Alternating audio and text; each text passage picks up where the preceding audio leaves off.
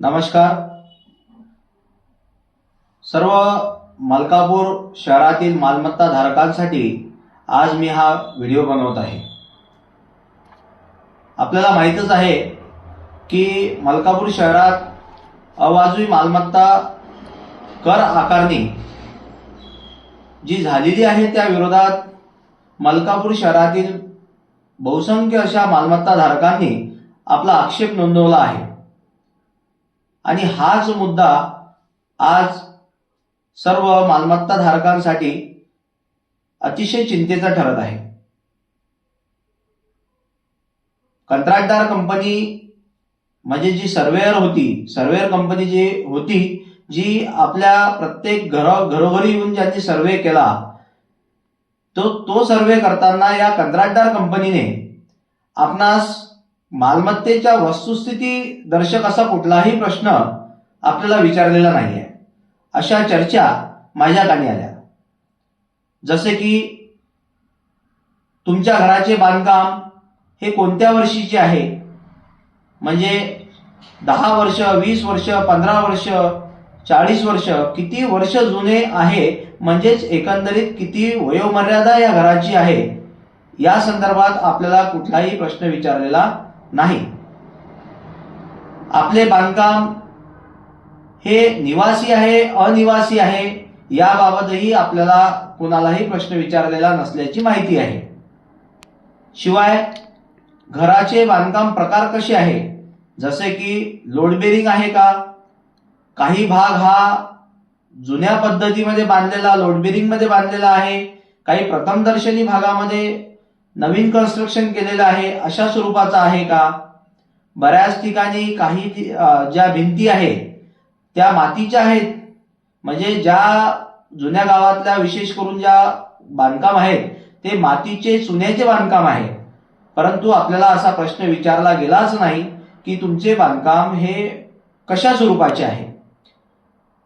म्हणून आपल्या घराची जी वस्तुस्थिती आहे ते खऱ्या अर्थाने सर्वेअर कंपनीकडनं ज्या लोकांनी हा कर आकारणीचा सर्वे केला त्या लोकांनी या गोष्टी नमूद केल्या नाही. शिवाय बऱ्याचदा काही आपली जी मालमत्ता असते ती एकापेक्षा जास्त मालमत्ता असते, म्हणून आपण त्या मालमत्तेचा उपयोग सर्व मालमत्तेचा उपयोग घेत नाही. आपण एकाच मालमत्तेमध्ये किंवा एका इमारतीमध्ये राहत असतो आणि बाकीच्या इमारती बहुधा आपण बंद करून ठेवतो. म्हणजे बऱ्याच वर्षापासून त्या बंद असताना सुद्धा प्रशासनाच्या त्या बाबी लक्षात आलेल्या नसतात आणि म्हणून आपल्याला जो कर आहे हा अवाजवी वाटायला लागतो. म्हणून असं सुद्धा ऐकू आलंय की सर्वेअर कंपनीच्या त्या प्रगणकाकडून असा कुठलाही प्रश्न आपल्याला विचारला गेलेला नाही. महत्वाचे म्हणजे बऱ्याचदा आपलं मालमत्ता इथं असते आणि आपलं स्थलांतरण दुसऱ्या ठिकाणी झालेलं असते, म्हणजेच ती सदनिका, ती इमारत ही बंद अवस्थेत असताना सुद्धा त्याची जी आकारणी आहे ते निवासी स्वरूपाची केल्या जाते. तर प्रथमतः प्रत्येक नागरिकाचं हे कर्तव्य होतं की सर्वेअर कंपनीचा जेव्हा सर्वे झाला तेव्हा ती बाब या सगळ्या आपल्या इमारतीच्या संदर्भात वस्तुस्थिती दर्शक त्यांच्या समोर मांडणे. मग आता तो काळ तर निघून गेला, मग आता आक्षेप हा काळ सुरू आहे. मग अशा आक्षेप घेताना आपण आपल्या मालमत्ते संदर्भात आपण या सगळ्या बाबी मांडणे अपेक्षित होते आणि प्रशासनाच्या लक्षात आणून देणे अपेक्षित होते. परंतु बऱ्याचदा असेही आढळून आलेले आहे की लोकांनी नगरपालिकेचा जो फॉर्मॅट होता, जी एक आक्षेप अर्ज होता, त्याचीच प्रिंट काढल्या आणि त्याच्यावरती सरळ सरळ तो आक्षेप नोंदवला. म्हणून आपल्या मालमत्तेची वस्तुस्थितीची जी मांडणी असणे अपेक्षित होती ती त्या अर्जामध्ये कुठेही दिसून येत नव्हती. मग निश्चितच प्रशासनाला ही बाब लक्षातच येणार नाही की आमचे बांधकाम हे जुने आहे, शिकस्त आहे, पहिलीची उपयोगिता मूल्य हे त्याचे जास्त आहे, आज त्याची उपयोगिता मूल्य कमी आहे, पहिलेचे बांधकाम हे 80 वर्षापूर्वीच आहे म्हणून त्याचे उपयोगिता मूल्य घटलेले आहे, आम्ही तिथं राहत नाही, आमची सदनिका ही बंद असते, आमचं बांधकाम हे जुन्या पद्धतीचं आहे, लोड बेरिंगचं आहे, आमचे छत हे गवत काळ्या लाकडांचं व चुन्यानं भरलेलं आहे, अशा कुठल्याही प्रकारच्या बाबी जर प्रशासनाच्या लक्षातच आपण आणून दिल्या नाही तर आपणाला जो कर आकारणी झालेली आहे ती एक प्रकारची वरवर असा केलेला तो सर्वे आहे, म्हणूनच आपला कर हा अवाजवी व अवास्तव झालेला आहे. एकंदरीत आपल्याला असं म्हणता येईल की जो आपला जो कर आहे आपल्या असं लक्षात आलं की तो कितीतरी पटीने वाढलेला आहे. मागील वर्षीपर्यंतचा जो कर आहे तो कर हा समजा 500 रुपये असेल आणि तो आज 3000, 4000, 5000 असा जर आकारला गेलेला असेल म्हणजे कितीतरी पटीत आकारला गेलेला आहे. बांधकाम तेच, छत तेच, भिंती तेच, म्हणजे मागील सर्वेमध्ये ज्या प्रकारे आमच्या पाहणी आणि नोंदी केल्या गेल्या होत्या तीच इमारत त्याच पद्धतीनं आज असताना त्यात कुठलाही संरचनात्मक बदल झालेला नसताना आपली आकारणी इतक्या पटीत कशी वाढली हा प्रश्न आपल्याला उपस्थित होणं अपेक्षित होतं आणि ती बाब आपण प्रशासनाला लक्षात आणून देणं गरजेची आहे.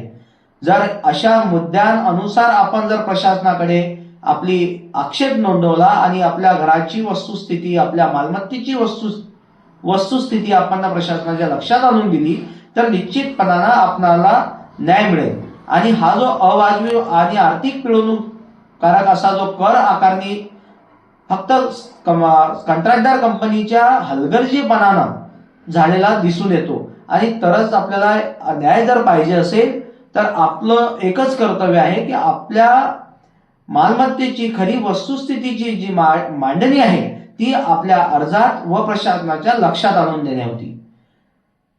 परंतु आज नगरपालिका प्रशासनाकडून 19 जानेवारी ही एक शेवटची आक्षेप मर्यादा दिनांक दिलेली होती आणि आज तो दिवस संपलेला आहे. म्हणून आता बाकीच्या लोकांनी ज्यांनी आक्षेप घेणं राहून गेले असतील अशांनी काय करावे असा प्रश्नही बऱ्याच लोकांना उपस्थित झाला असेल. तर माझं तुम्हाला एक ऍडवाइस आहे, माझा एक सल्ला आहे की विलंब माफीचा अर्ज आपण करून आपल्या घराची वस्तुस्थिती दर्शक जी मांडणी आहे ती प्रशासनाच्या लक्षात आणून देण्यासाठी एक वेगळाच असा एक अर्ज म्हणजे विलंब माफी द्यावी.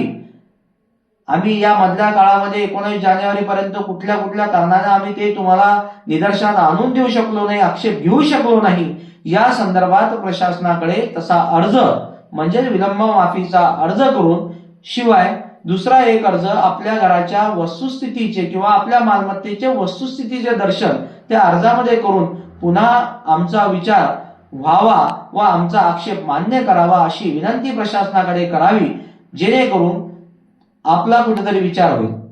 आणि प्रशासन हे जनतेच्या कल्याणासाठी आहे म्हणून त्यांना आपल्या विलंब माफीच्या अर्जाचा विचार करणं कुठेतरी ग्राह्य होईल. आपण काही न केले तर यावरती आपला तोडगा कधी निघणार नाही आणि ही होणारी आर्थिक पिळवणूक आपल्याला सहन करावी लागेल. म्हणून मलकापूर शहरातील सर्व मालमत्ता धारकांना माझी विनंती आहे की तात्काळ तुम्ही या गोष्टीला, या अवाजवी कराला गांभीर्याने घेणे अपेक्षित आहे आणि आपल्या मालमत्तेची वस्तुस्थिती दर्शक जी मांडणी आहे ती प्रशासनापर्यंत पोहोचवणे गरजेचे आहे. जर आपण ती पोहोचवली नाही तर प्रशासन हे म्हणेल की आमच्यापर्यंत ही माहिती नाही. एकंदरीत आपलं हे कर्तव्य आहे की आपली मालमत्ता नेमकं कोणत्या परिस्थितीची आहे त्यानुसार आकारणी झाली पाहिजे.